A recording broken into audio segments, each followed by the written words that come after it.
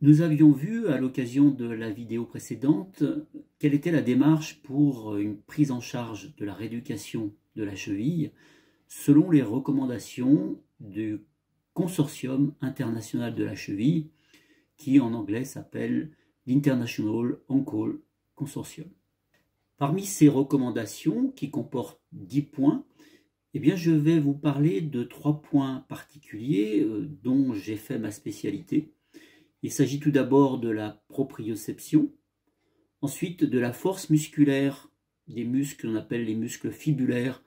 pendant le mécanisme d'entorse de la cheville, et enfin d'un mécanisme d'anticipation, appelé également la proactivation. Aujourd'hui, nous allons aborder le chapitre de la proprioception. Je vais vous montrer sur ce squelette comment fonctionne la proprioception de la cheville. D'abord, nous l'avons vu dans les vidéos précédentes, la proprioception est la capacité des éléments qui se trouvent au niveau du pied et de la cheville à envoyer des informations jusqu'au cerveau afin qu'ils connaissent en permanence, en temps réel, le mouvement, la position et les forces qui sont appliquées au niveau de cette articulation. Pour cela, nous avons des capteurs qui sont répartis au niveau de la peau, du pied et de la cheville, au niveau des muscles, les muscles qui se trouvent au niveau de la voûte plantaire, les muscles qui se trouvent au niveau de la partie extérieure de la cheville et du pied, et puis également des muscles qui se trouvent entre les différents os qu'on appelle les métatarsiens et qui s'appellent les muscles intrinsèques du pied.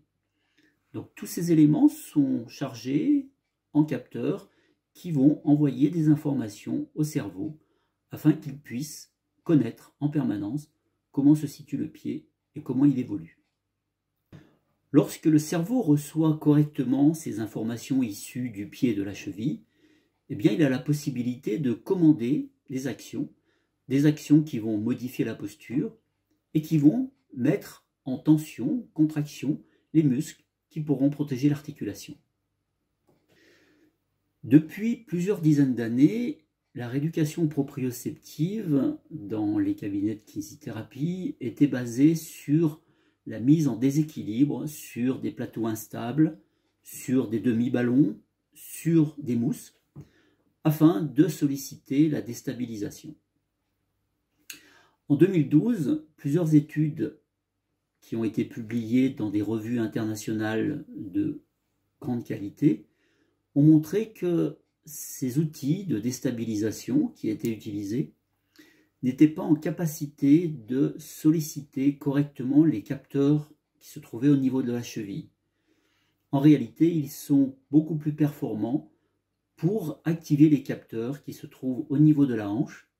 ou au niveau de la colonne lombaire. En d'autres termes, les outils que nous utilisions jusqu'alors en rééducation de la cheville n'étaient pas suffisamment performants